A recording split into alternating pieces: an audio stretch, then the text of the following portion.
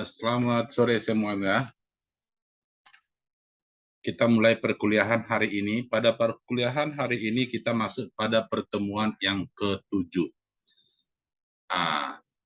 Pada pertemuan yang ke-7 ini, kita akan membahas mengenai SDM dalam manajemen operasional. Ya, pada mata kuliah manajemen operasional, pertemuan ke-7, ya, kita ingin membahas SDM dalam manajemen operasional. Sumber daya manusia dalam manajemen operasional. Jadi yang kita titikkan di sini adalah yang lebih fokuskan bagaimana peran SDM itu di dalam manajemen operasi. Ya, kita lihat. Yang pertama kita bahas adalah permasalahan dalam manajemen operasi. Apa saja permasalahan dalam manajemen operasi ini? Ya, yang pertama, pemahaman tentang manajemen operasi yang kian mengglobal jelas membutuhkan adanya ketersediaan tenaga kerja yang lebih berkualitas. Namun, persoalan ini tidak mudah ya, di mana tautan terhadap kebutuhan tenaga kerja yang berkualitas semakin tidak bisa dihindari. Ya, jadi banyak sekarang SDM ini, SDM-nya tidak punya skill, kurang berkualitas sesuai dengan kebutuhan operasional di perusahaan yang kita pimpin atau yang manajemen pimpin. Ya, jadi sebenarnya dalam permasalahan manajemen ini, sumber daya di Indonesia itu pencari kerja itu sangat tinggi sekali, ya.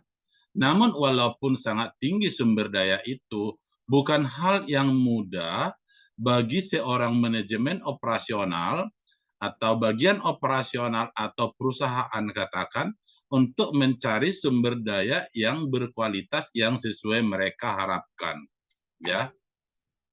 Di mana sumber daya manusia ini pada dasarnya di Indonesia katakan dia hanya memiliki pendidikan sesuai dengan standar, misalkan dia mempunyai pendidikan sarjana, magister, dan begitu juga dengan yang lain, tapi skillnya tidak ada, skill khususnya tidak ada, sehingga memang perusahaan itu terkadang kesulitan mencari sumber daya untuk kebutuhan daripada usahanya. Ya, perlu kita ketahui di dalam kita membahas sumber daya manusia ini bahwa di Indonesia itu kalau berbicara pencari kerja atau orang yang mau bekerja, dia selalu dengan alasan sulitnya mencari pekerjaan di Indonesia. Ya, sedikitnya lapangan pekerjaan di Indonesia. Tapi kenyataannya tidak. Cuma yang menjadi kita itu terbatas untuk mendapatkan lapangan pekerjaan itu adalah faktor dari kemampuan atau kualitas atau potensi dari diri kita itu tidak ada.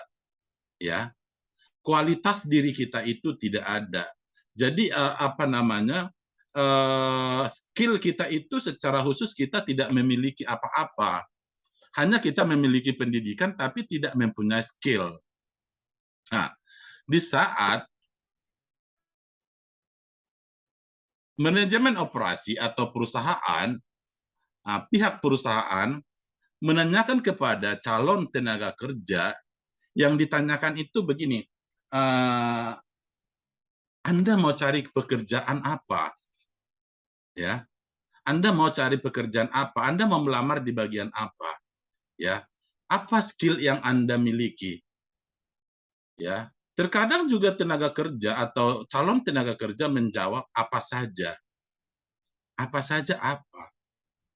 Jadi intinya yang utama itu, di saat kita ingin melamar pekerjaan, kita harus tahu skill yang akan kita jual itu apa kepada institusi. Ya.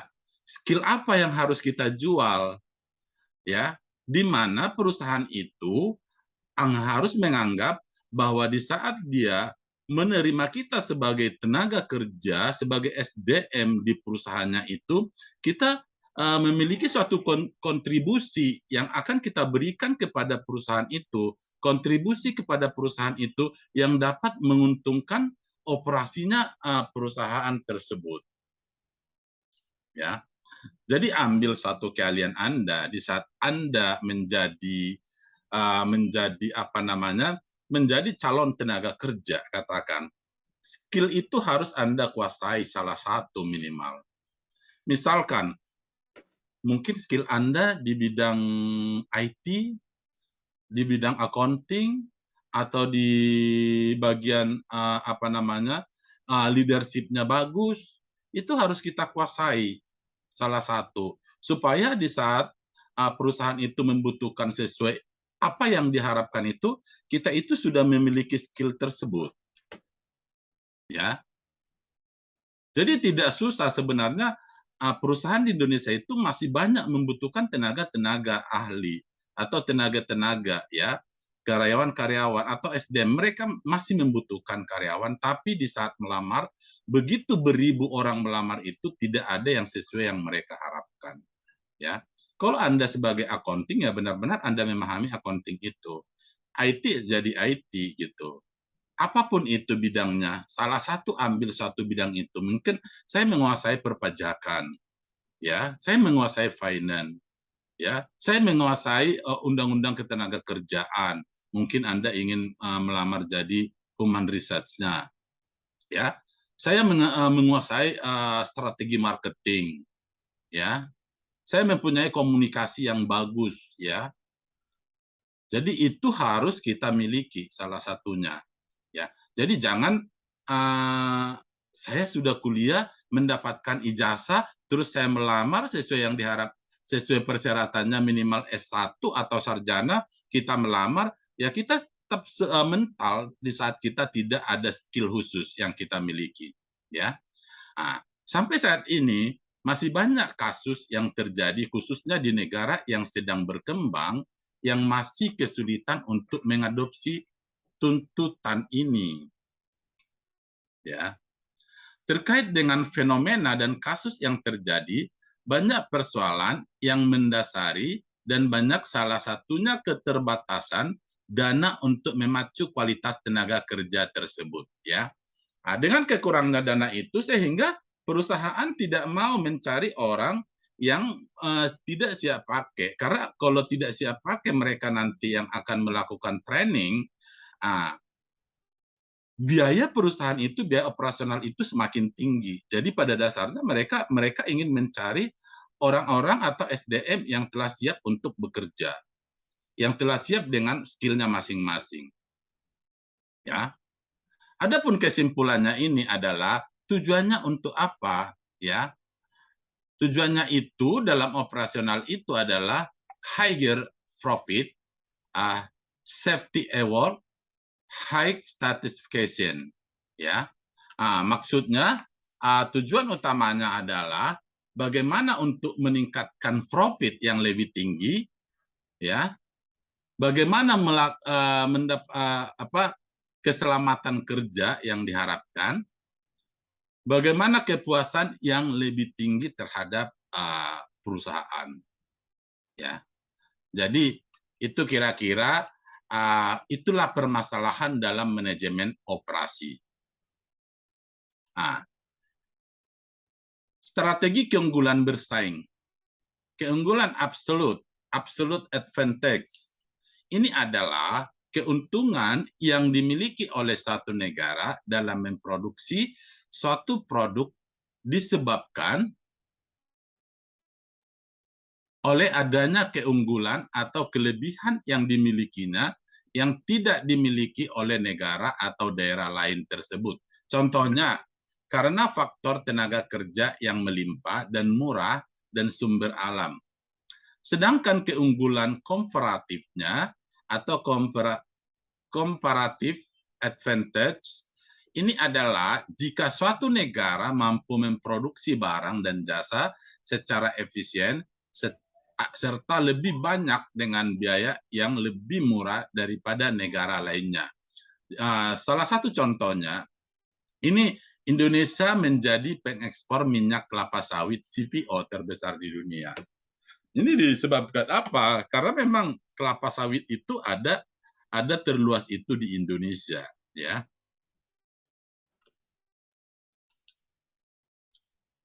Nah, strategi SDM, sumber daya manusia untuk keunggulan bersaing. Yang pertama, kinerja manusia merupakan faktor yang sangat berperan penting bagi kinerja organisasi. Suatu organisasi tidak akan berfungsi tanpa manusia. Makanya dikatakan bahwa aset terbesar, ya, aset terbesar atau aset terpenting dalam suatu organisasi itu atau katakan perusahaan ini adalah sumber daya manusianya. Karena sumber daya manusia inilah yang akan mengelola perusahaan itu untuk menjadi berkembang, untuk menjadi berjalan, atau untuk menjadikan kontribusi pada perusahaan tersebut.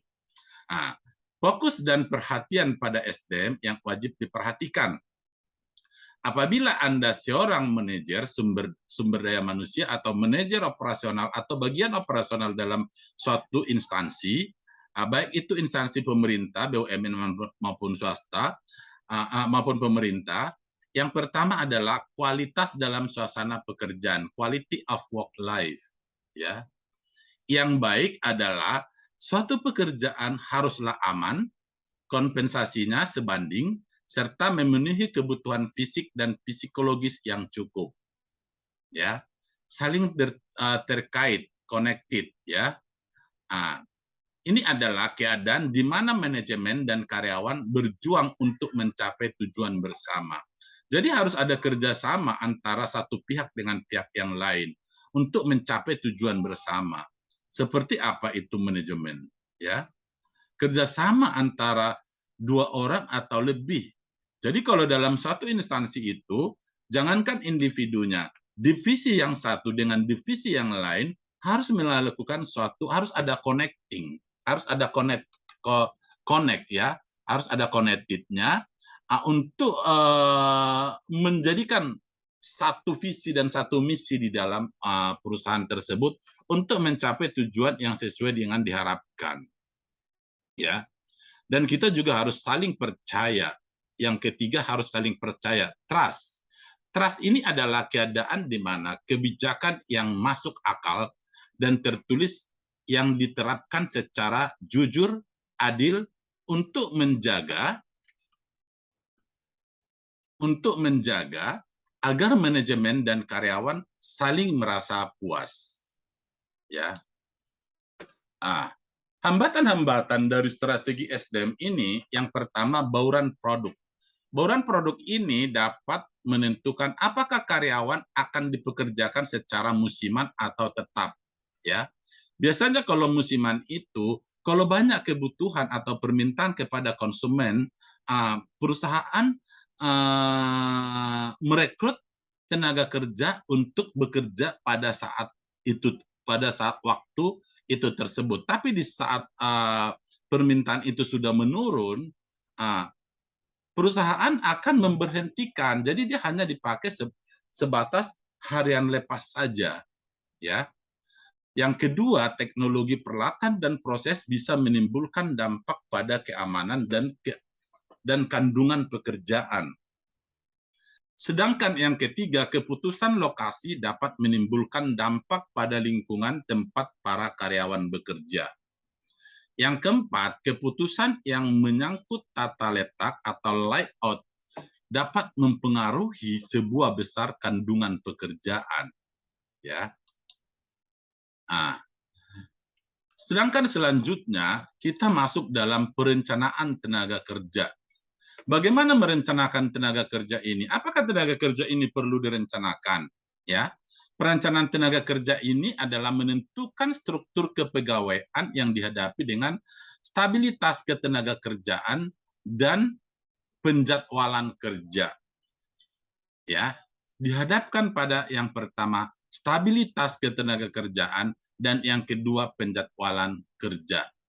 Ya, kebijakan stabilitas ketenagakerjaan atau disebut dengan employment stability policy, ini ada dua kebijakan yang sangat mendasar dalam hubungan dengan stabilitas ketenagakerjaan, yaitu sesuai dengan permintaan.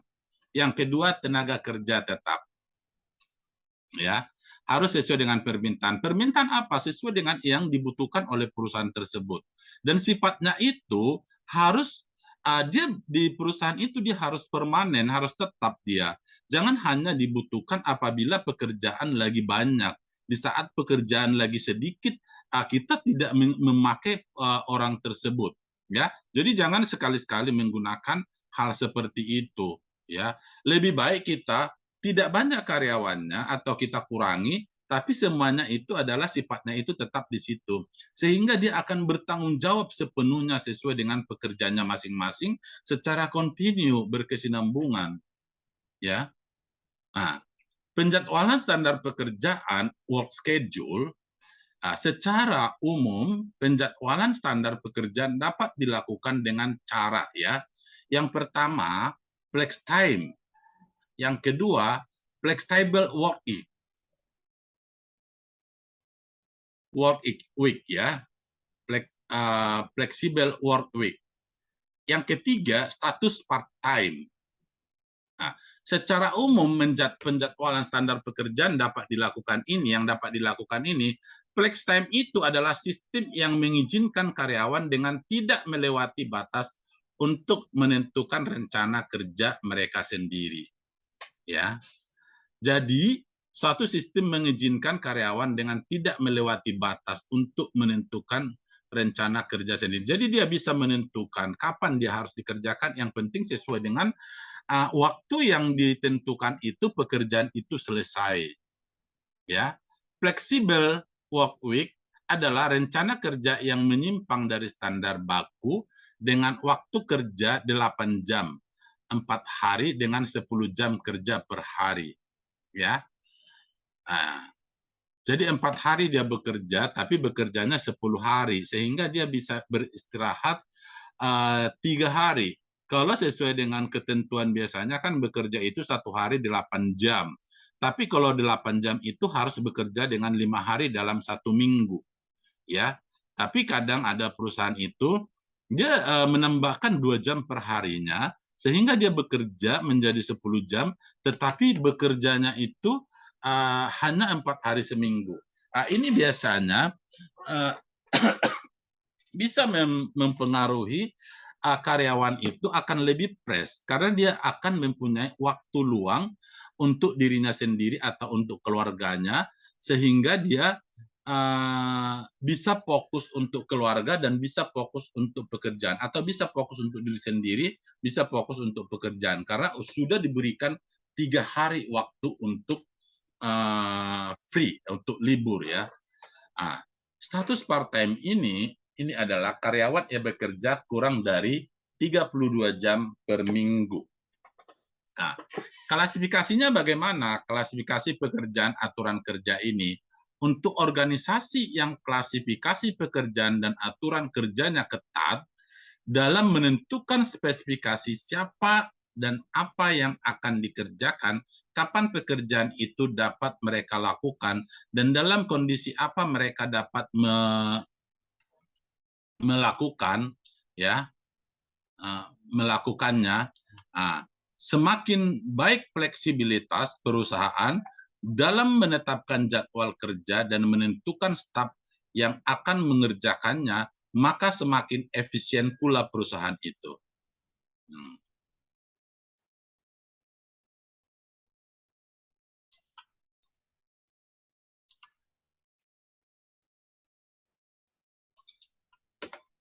Seperti ini, desain pekerjaan. Desain pekerjaan Anda bisa lihat dalam gambar ini. Desain pekerjaan merupakan spesifikasi tugas-tugas yang terkandung dalam pekerjaan untuk seorang atau suatu kelompok. Ada 7 komponen dari suatu desain pekerjaan yang harus diperhatikan. Yang pertama, spesialisasi tenaga kerja. perluasan pekerjaan, unsur kejiwaan, kelompok kerja yang mandiri, motivasi dan sistem insentif, ergonomis dan metode kerja, lingkungan kerja. Ya, jadi ini spesialisasi ini adalah direktur, ya katakanlah ini direktur. Direktur ini membawahin bawahan ini. Di sini ada 3 manajernya, ya contohnya lah ya.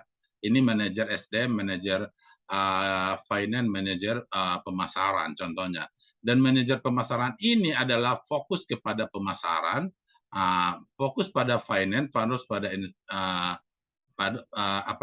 SDM, dan mereka mempunyai staf masing-masing untuk bekerja sesuai bidangnya masing-masing. Contohnya, kalau dalam SDM itu juga punya divisi masing-masing. Contohnya ada bagian yang khusus psikotes, ya psikologi, yang dimana itu biasanya dipegang oleh orang psikologi, ya yang skillnya itu di psikologi. Ada di situ bagian legal. Jadi bagian legal ini biasanya orang hukum. Jadi dia legal-legal itu biasanya sesuai perjanjian-perjanjian kontrak kerja, undang-undang ketenagakerjaan, hak-hak dan kewajiban tenaga kerja. Ini semua dikuasai oleh yang satu ini.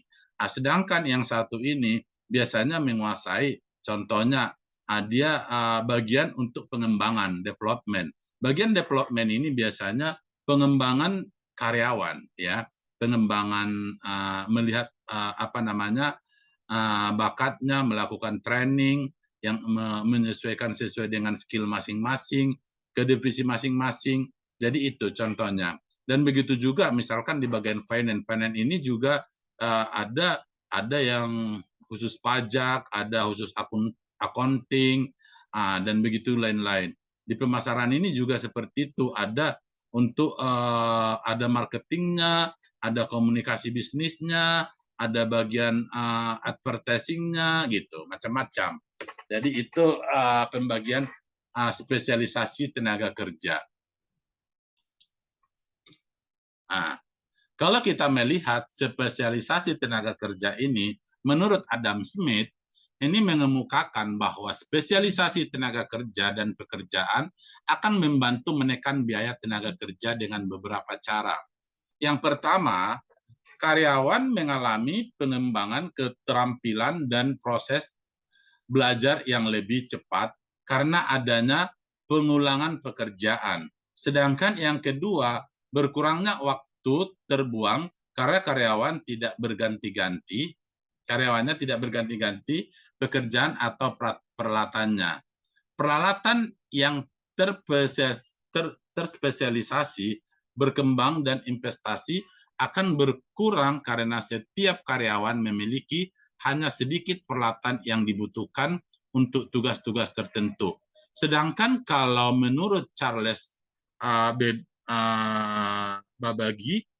ini pada spesialisasi tenaga kerja ini menetapkan bahwa pertimbangan keempat juga penting dalam rangka efisiensi tenaga kerja, yaitu menyarankan agar perusahaan membayar upah yang disesuaikan dengan keahlian tertentu yang dibutuhkan dalam pelaksanaan pekerjaan.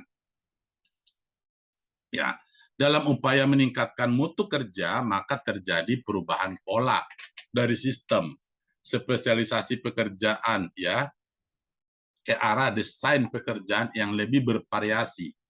Nah, teori melatar belakangi hal tersebut adalah bahwa variasi membuat pekerjaan menjadi lebih baik sehingga mutu kerja para karyawan akan lebih meningkat. Ya. Sekarang kita modifikasi pekerjaan yang dilakukan dengan berbagai cara. Ya. Yang pertama itu dalam memodifikasi itu adanya job enlargement, di mana pada pekerjaan yang bersangkutan ditambahkan tugas-tugas yang membutuhkan keahlian yang sama. Sedangkan yang kedua, job rotation. Ini merupakan versi job enlargement yang terjadi bila tidak dilakukan penambahan tugas, tetapi dilakukan dengan cara memberikan karyawan pengalaman dengan pekerjaan lain, di mana karyawan dapat berpindah dari satu pekerjaan terspesialisasi ke pekerjaan lainnya. Sedangkan yang ketiga, job enrichment.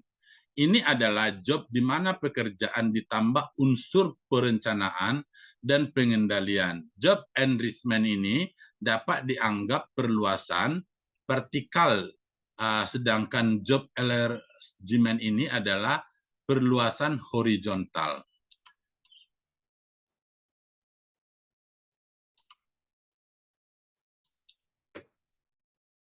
Nah, sekarang kalau kita melihat unsur kejiwaan suatu desain pekerjaan, ternyata ada unsur kejiwaannya nih dalam suatu desain pekerjaan ini.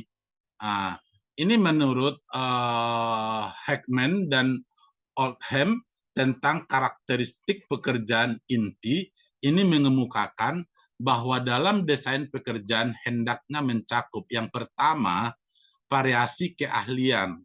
Yang kedua, identitas pekerjaan. Yang ketiga, pentingnya pekerjaan. Yang empat, otonomi. Yang kelima, umpan balik. Nah, kita lihat satu persatu. Variasi keahlian itu apa yang dimaksud? Ini pekerjaan itu harus menuntut pekerjaan yang menggunakan berbagai keahlian dan bakat, ya. Jadi kita tidak memiliki harus memiliki banyak keahlian, ya. Harus memiliki bakat dalam untuk menggunakan berbagai pekerjaan itu menuntut pekerjaan untuk menggunakan berbagai keahlian dan bakat. Namun kalau memang satu individu, katakan satu karyawan itu tidak bisa memiliki berbagai berbagai bakat atau berbagai keahlian, karena setiap manusia mempunyai keahlian masing-masing, ya kita harus kita harus merekrut sesuai kebutuhan perusahaan itu dan sesuai dengan keahlian daripada setiap orang. Misalkan si A keahliannya bidang ini, bidang hukum, si B bidang finance, si C bidang pemasaran, ya itu harus ada itu. Karena perusahaan itu harus menuntut itu, ya, untuk lebih berkontribusi atau untuk lebih improve, ya. Sedangkan yang kedua, identitas pekerjaan. Ini pekerjaan itu harus memungkinkan pekerja untuk memandang pekerjaan tersebut secara menyeluruh dan mengetahui mana awal dan yang mana akhir dari suatu pekerjaan. Sedangkan kalau pentingnya pekerjaan itu bahwa pekerjaan harus memberikan suatu perasaan bahwa pekerjaan tersebut mempengaruhi kehidupan organisasi dan masyarakatnya, ya. Otonomi pekerjaan ini harus memungkinkan seseorang dalam melaksanakan pekerjaan mempunyai kebebasan, ketidaktergantungan, dan keleluasaan. Umpan balik pekerjaan adalah pekerjaan itu harus memberikan informasi kinerja yang diharapkan.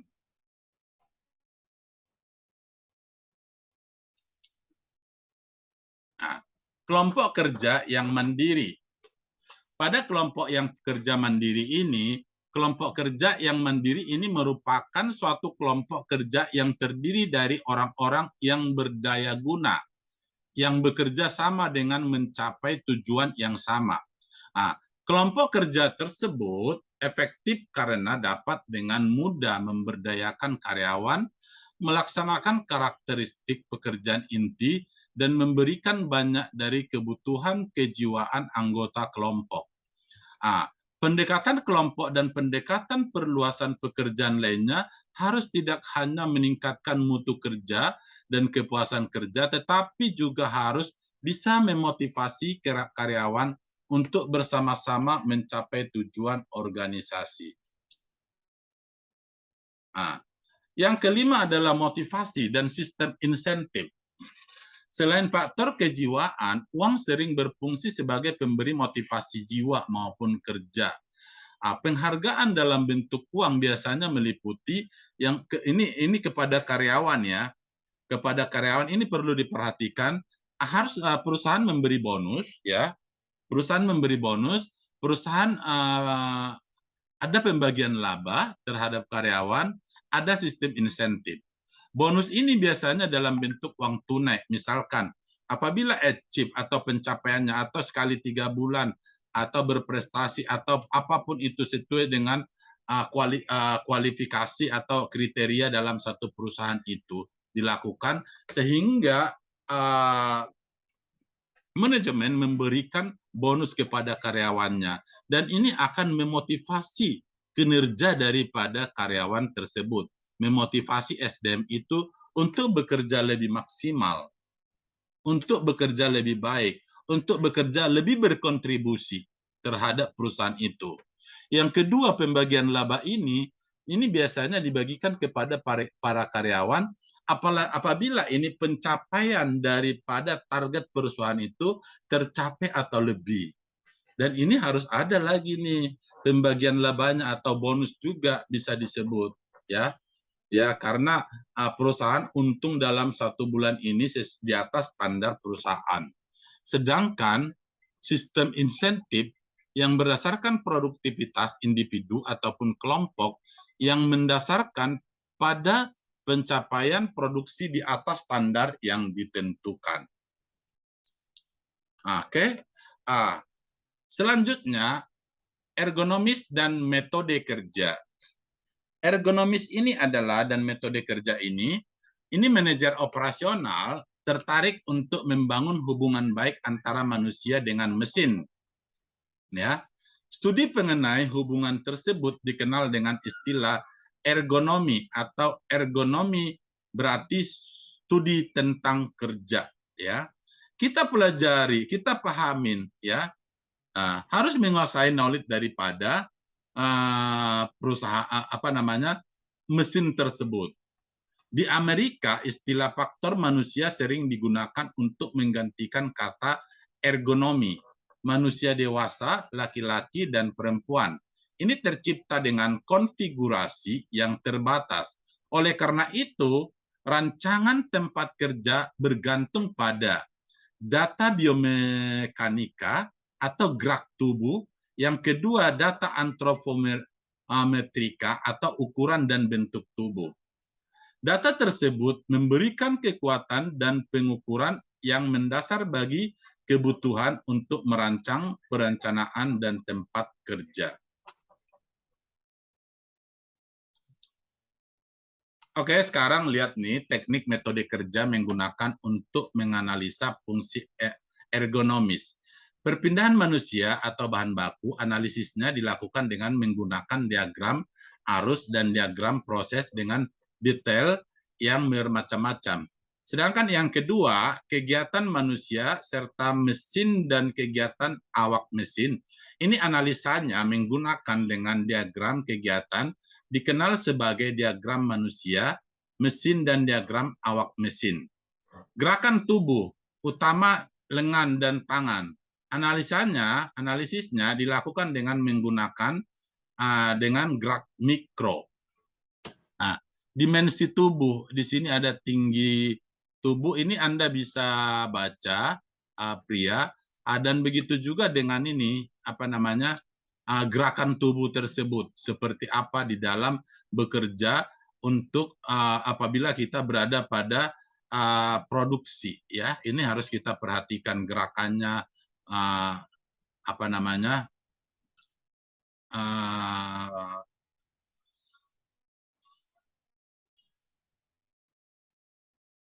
gerakan tubuhnya atau diagram proses yang detail, yang bermacam-macam, atau ini dikenal sebagai diagram manusia mesin, diagram awak mesin, ya.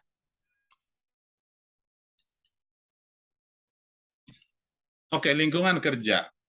Lingkungan fisik tempat karyawan bekerja mempengaruhi kinerja, keamanan, dan mutu kerja mereka. Pencahayaan suara atau getaran, suhu kelembapan, serta mutu udara merupakan faktor-faktor lingkungan kerja yang berada di bawah kendali organisasi dan manajer operasi.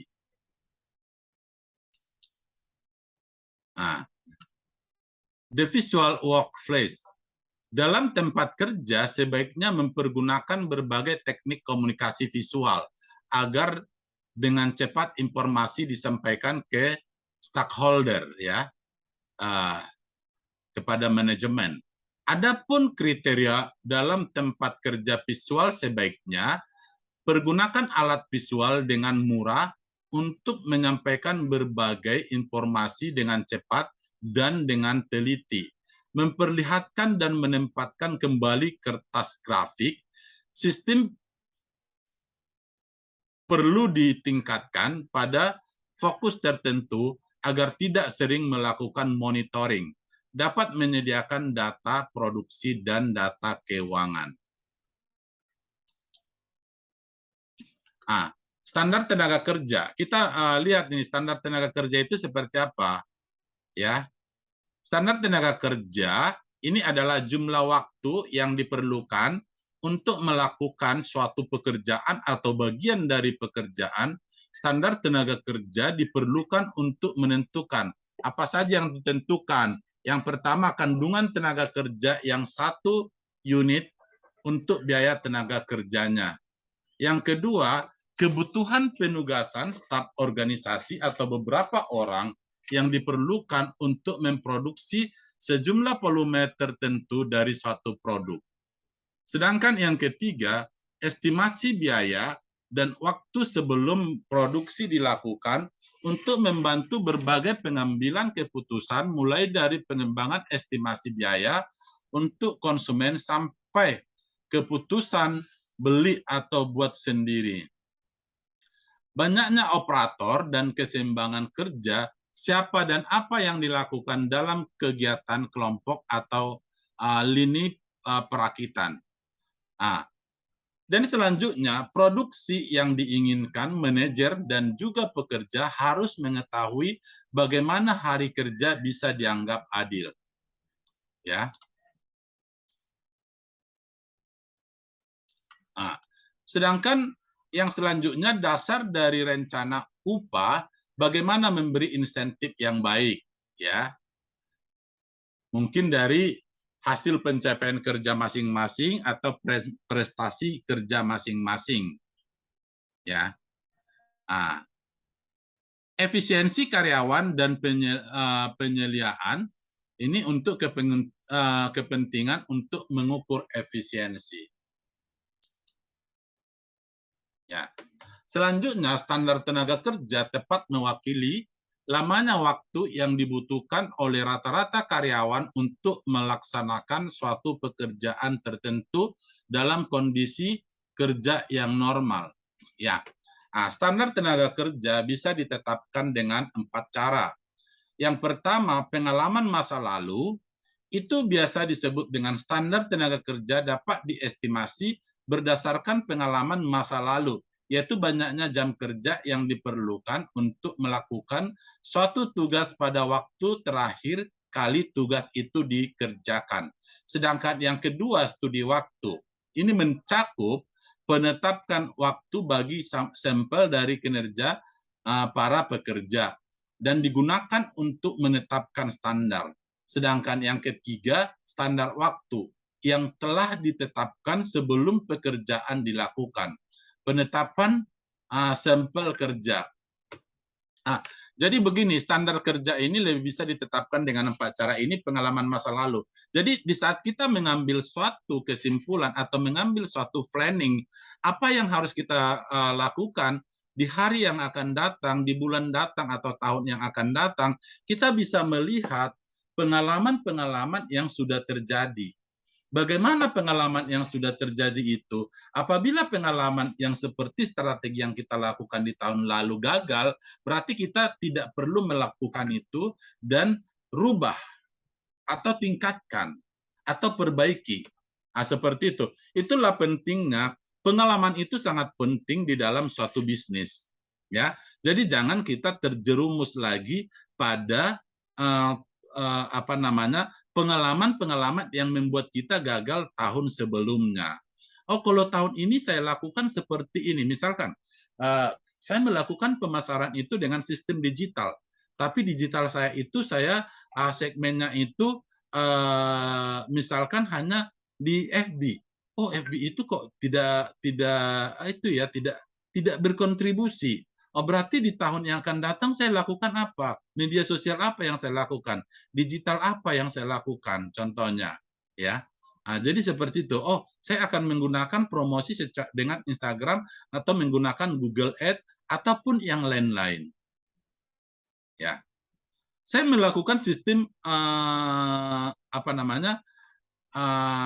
interaksi langsung dengan customer. Tapi di saat saya melakukan interaksi langsung, waktunya itu kok kurang sehingga saya tidak bisa mendapatkan menemui sesuai dengan harapan saya konsumennya karena waktunya itu sangat terbatas.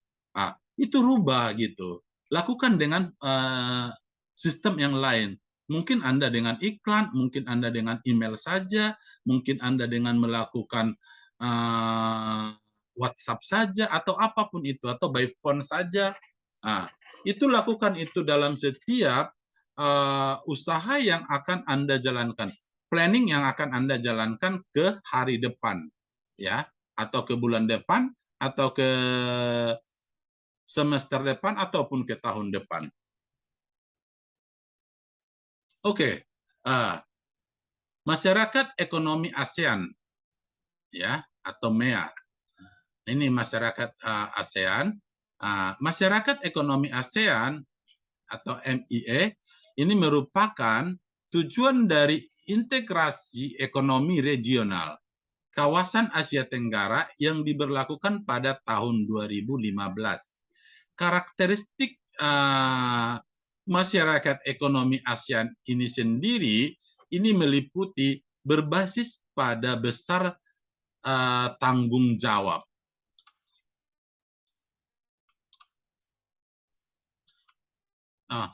Berbasis pada pasar tunggal dan produksi. Dua, kawasan ekonomi yang sangat kompetitif, ya, banyak persaingan. Sedangkan yang ketiga, wilayah pembangunan ekonomi yang adil. Yang keempat, kawasan yang begitu terintegrasi dalam hal ekonomi global. Ya. Bagaimana dampak positif masyarakat ekonomi ASEAN? Ya, masyarakat ekonomi ASEAN akan mendorong arus investasi dari luar masuk ke dalam bidang pembangunan ekonomi. Kondisi pasar yang satu atau pasar tunggal ini membuat kemudahan dalam hal pembentukan joint venture atau kerjasama antara perusahaan-perusahaan di wilayah ASEAN sehingga akses terhadap bahan-bahan produksi semakin mudah. Pasar Asia Tenggara merupakan pasar besar yang begitu potensial dan juga menjanjikan dengan luas wilayah sekitar 4,5 juta kilometer persegi dan jumlah penduduknya yang mencapai 600 juta jiwa. Ya, masyarakat ekonomi ASEAN ini memberikan peluang kepada negara anggota ASEAN dalam hal meningkatkan kecepatan perpindahan sumber daya manusia dan modal yang merupakan dua faktor produksi yang sangat penting. Khusus untuk bidang teknologi, diberlakukannya masyarakat ekonomi ASEAN ini menciptakan adanya transfer teknologi dari negara-negara maju ke negara-negara berkembang yang ada di wilayah Asia Tenggara. Ya. Dampak negatifnya bagaimana? Indonesia mempunyai banyak risiko dalam menghadapi masyarakat ekonomi ASEAN. Contohnya, pasar domestik akan lebih sulit berkembang di kancah pemasaran dalam negeri karena ketatnya persaingan pasar dari luar negeri, ya. Semakin memburuknya ekonomi dalam negeri karena tidak punya competitive advantage, ya. Banyak pengangguran jika masyarakat ekonomi ASEAN diberlakukan dan masyarakat Indonesia tidak siap, maka mereka harus siap-siap digusur dan digantikan tenaga kerja dari luar. Ya. Sedangkan kesimpulannya, keberhasilan perusahaan sangat ditentukan oleh keahlian SDM. Kegiatan operasional biasanya berperan besar dalam mencapai tujuan sebagai berikut. Mencapai pemanfaatan SDM yang efisien dalam lingkungan fungsi operasional yang merupakan sasaran utama perusahaan karena tenaga kerja sering menjadi bagian besar dari biaya total produk yang dapat dikendalikan.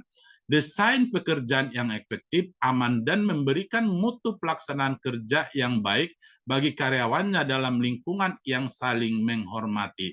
Jadi perlu kita ingat, begitu pentingnya keahlian SDM dalam meningkatkan operasional perusahaan, sehingga kita membutuhkan pengembangan-pengembangan terhadap karyawan atau terhadap SDM untuk lebih meningkat kontribusi bagi perusahaan yang kita pimpin, ya. Untuk itu pertemuan kita hari ini sampai di sini saja. Sampai bertemu kembali pada pertemuan berikutnya. Saya harapkan Anda tetap mempelajari, membaca slide dan mengembangkan dari materi-materi nanti mungkin dari internet ataupun dari sumber lain. Dan apabila ada pertanyaan, Anda bisa menanyakan atau melalui WhatsApp, ya, baik itu WhatsApp grup ataupun WhatsApp pribadi, bisa dijapri. Dan sampai di sini pertemuan kita hari ini. Selamat sore, salam sejahtera. Assalamualaikum warahmatullahi wabarakatuh. Terima kasih.